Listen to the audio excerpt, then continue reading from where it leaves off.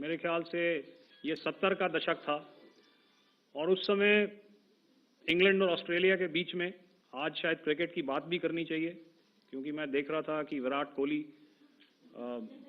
ने test cricket से retirement ले ली।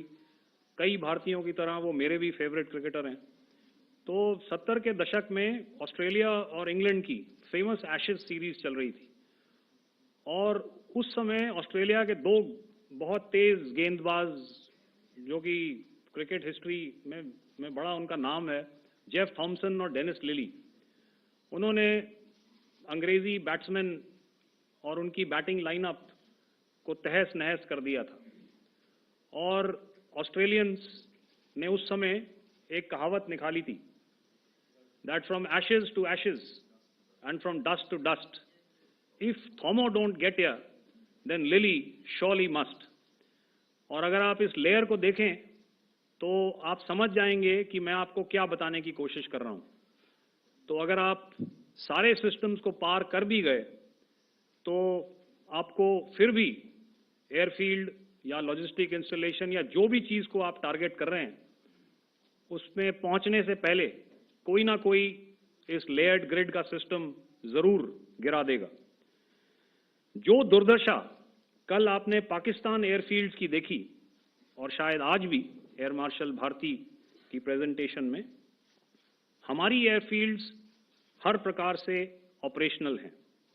यही नहीं, पाकिस्तान के ड्रोन्स और वेपनाइज्ड यूएवीज से की गई हमलावर कोशिशें भी इस ग्रिड के कारण नाकाम हुई और जो बचे कुचे ड्रोन्स थे उन्हें हमारे शोल्डर फायर्ड हथियारों से मार गिराया गया।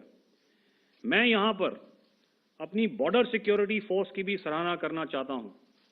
उनके डायरेक्टर जनरल साहब से लेकर बॉर्डर पर तैनात बीओपी पर पहरा देने वाले आखिरी जवान भी हमारे इस अभियान में बढ़ चढ़कर शामिल हुए और बहुत बहादुरी से उन्होंने हमारा साथ दिया।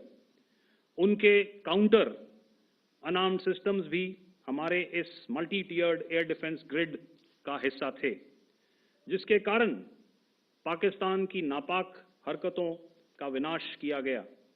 आपने सुना ही होगा, जब हौसले बुलंद हों तो मंजिलें भी कदम चूमती हैं।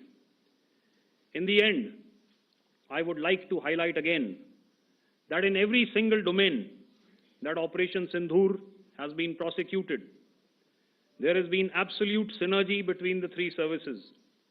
Not only have we, in this endeavor, been fully supported by our government, departments, and agencies, I cannot here not mention our 140 crore countrymen that have stood behind us with their prayers and goodwill, urging and inspiring us to achieve our mission and objectives. For that, we salute you. You are indeed the best. Jai Hind.